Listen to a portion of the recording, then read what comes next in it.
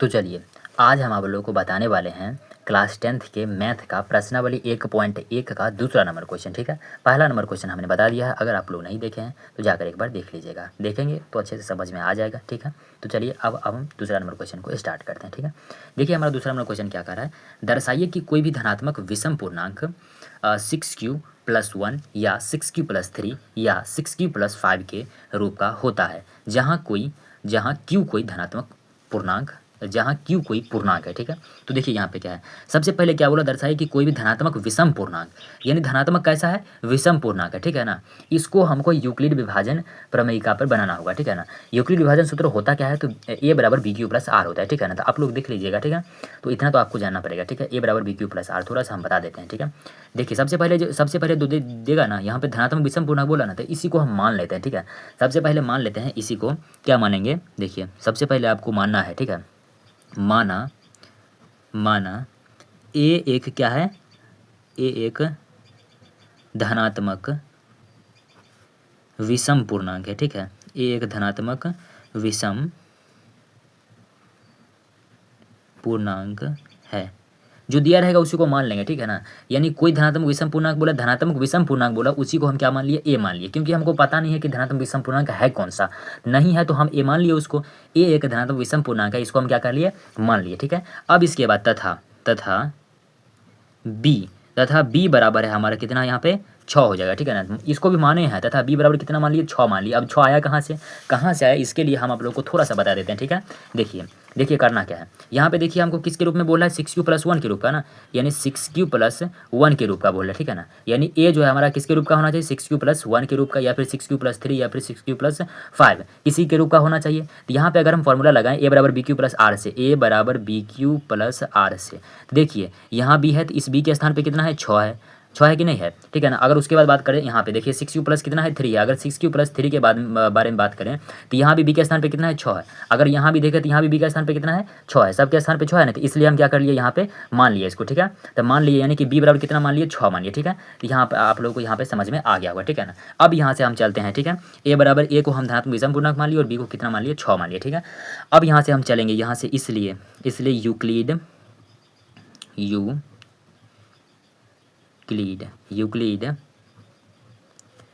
विभाजन एल्गोरिथम से, ठीक है ना, यूक्लिड विभाजन एल्गोरिथम से, वो तो लिखना ही पड़ेगा। यूक्लिड विभाजन एल्गोरिथम क्या होता है, ए बराबर होता है bq+r, यूक्लिड विभाजन एल्गोरिथम होता है a = bq+r। ठीक है, ए बराबर बी का मान कितना है हमारा, बी बराबर हम 6 मान चुके हैं, तो यहाँ पे बी के स्थान पे 6 रख देते हैं, यहाँ पे क्यू हो गया, प्लस में हो गया आर। अब यहाँ से बताइए संभावित शेषफल कितना होगा, जहाँ संभावित शेषफल आप लोगों को पता होगा, जिससे हम भाग देते हैं शेषफल जो हमेशा उससे छोटा ही आता है। ठीक है ना, तो बी से छोटा ही आएगा, ये जो हमारा बी है ना, बी होता है हमारा भाग देने वाला, जिससे हम भाग देते हैं वो वही हमारा बी कहलाता है। ठीक है, तो शेषफल जो है इससे हमेशा छोटा आएगा, इससे छोटा क्या आएगा, 0 1 2 3 4 5 तक इससे छोटा आएगा, तो संभावित शेषफल हमारा हो जाएगा 0 हो जाएगा, 1 हो जाएगा, 2 हो जाएगा, 3 हो जाएगा, 4 हो जाएगा, 5 हो जाएगा। ठीक है ना, यहाँ तक हो जाएगा। ठीक है, होगा। ठीक है, देखिए ये हो गया हमारा, जहाँ संभावित शेषफल कितना हो गया, 0 1 2 3 4 5 होगा, यहाँ तक हो गया। उसके बाद देखिए यहाँ तक मान लिए, अब बताइए यहाँ तक जब हम मान लिए तो अब क्या होगा, हम एक एक करके, यानी कि सबसे पहले आर के स्थान पे 0 रखेंगे, फिर आर के स्थान पे 1 रखेंगे, फिर 2 रखेंगे, इस तरह से रखेंगे। यानी कि हम लिख सकते हैं, यानी ए बराबर क्या लिख सकते हैं, a = 6q+ आर के स्थान पर सबसे पहला नंबर 0 रखिए, तो 0 रख देंगे, तो 0 रख देंगे तो क्या होगा, a बराबर कितना हो जाएगा, 6q, यहाँ से 0 हटा देंगे तो कोई दिक्कत नहीं होगा। यानी ए जो है हमारा 6q के रूप का हो सकता है, या फिर अगर यहाँ पे हम 6q+ कितना है, आर के स्थान पे, उसके बाद क्या रखेंगे, 1 रखेंगे, 1 भी रख सकते हैं, या फिर इस आर के स्थान पे 2 भी रखेंगे। ठीक है, 6q+2 रख लेंगे, एक बार कितना रख लेंगे, एक बार रख लेंगे 3 रख लेंगे। ठीक है, फिर कितना रखेंगे, 6q+4, फिर कितना रखेंगे, 6q+4 रख लेंगे, फिर उसके बाद कितना रख लेंगे, 6q+5 रख लेंगे।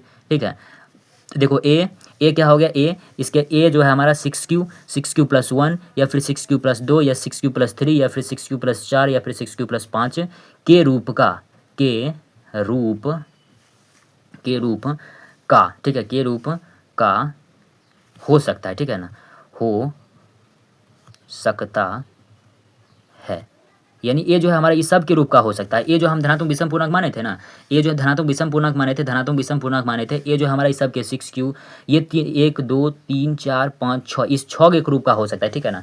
अब इसमें से हम माने क्या थे, हम माने थे धनात्मक विषम पूर्णांक, हम माने थे विषम, लेकिन इसमें जो है सम और विषम दोनों है, ठीक है ना, इसमें सम और विषम दोनों है। तो इसमें से हम क्या करते हैं, सम वाला को निकाल देते हैं, जितने भी सम हैं उस सब को हम निकाल देंगे और जो बच जाएगा वही हमारा क्या हो जाएगा, विषम हो जाएगा, ठीक है। तो इसमें से सम पहचानेंगे कैसे, जिसमें 2 से भाग लग जाता है वो हमारा सम होता है। तो इसमें देखिए 6q में 2 से भाग लग जाएगा तो सम हो जाएगा, इसमें देखिए 6q + 2 में भाग लग जाएगा 2 से, तो ये भी सम हो जाएगा, और 6q + 4 इसमें भी 2 से भाग लग जाएगा तो ये भी क्या हो जाएगा, सम हो जाएगा। ये तीनों जो है हमारा, यानी ये और ये तीनों हमारा क्या है, सम पूर्णांक है। तो सम पूर्णांक को हमको लेना नहीं था, तो हमको लेना है विषम पूर्णांक, ठीक है ना। चूंकि लिख लीजिए, चूंकि ए जो है ए बराबर, यानी ए बराबर क्या, 6q या 6q + 2 या 6q + 4, ए जो है इसके, यानी इसके के रूप का नहीं हो सकता है, नहीं हो सकता है। क्यों नहीं हो सकता है, क्योंकि क्यों नहीं हो सकता है, क्योंकि ये तीनों क्या है, क्योंकि ये तीनों जो है हमारा, क्योंकि ये तीनों जो है धनात्मक सम पूर्णांक है, ये तीनों धनात्मक सम पूर्णांक है, इसलिए ये नहीं हो सकता है। हमको धनात्मक सम पूर्णांक लेना नहीं था, हमको लेना क्या था, धनात्मक विषम पूर्णांक लेना है। तो इसमें से देखिए ये तीनों हम निकाल दिए, इस पूरे में से तीनों को निकाल दिए, अब हमारा जो बच गया वो हमारा क्या हो जाएगा, धनात्मक विषम पूर्णांक हो जाएगा, ठीक है ना। तो इसलिए लिख दीजिए, इसलिए ए जो है ए किसके रूप का होगा, ए 6q + 1, ठीक है, या 6q + 3 या 6q + 5 के रूप का हो सकता है, ठीक है, हो सकता है, ठीक है, हो सकता है कि नहीं। ए जो है, ए हमारा किसके रूप का, इन तीनों के रूप का हो सकता है, क्योंकि हमको विषम बोला था। अतः लिख दीजिए, थोड़ा सा और लिख दीजिए, अतः ए हमारा क्या था, ए की क्या माने थे, ए को माने थे धनात्मक विषम पूर्णांक। अतः लिख दीजिए, अतः कोई भी धनात्मक विषम पूर्णांक, अतः कोई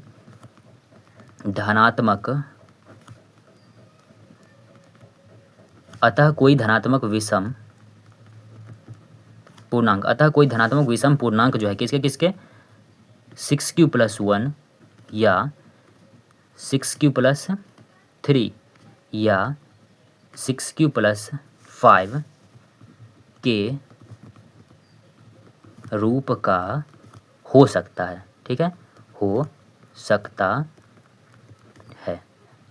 सकता है, ठीक है, हो गया। बस कोई धनात्मक विषम पूर्णांक, जो विषम पूर्णांक 6q + 1 6q + 3 या फिर 6q + 5 के रूप का हो सकता है, जो कि हमको बोल रहा था। देखिए बोला था ना, धनात्मक विषम पूर्णांक 6q + 1 6q + 3 और 6q + 5 के रूप का हो सकता है, जो कि हम नीचे दर्शा दिए, ठीक है। इसमें से सम को निकाल दिए थे, इसलिए हमारा जो विषम वाला है वो बच गया, ठीक है। अगर आप लोग को समझ में आ गया होगा, ठीक है, तो वीडियो को लाइक कीजिए, ठीक है। यहाँ तक आप लोग अगर बना लेंगे तो आप लोग को अच्छे तरीके से इसमें समझ में आ जाएगा। अगर समझ में नहीं आया होगा तो एक बार फिर से वीडियो को दोहरा लीजिएगा, ठीक है। तो आज के लिए इतना ही।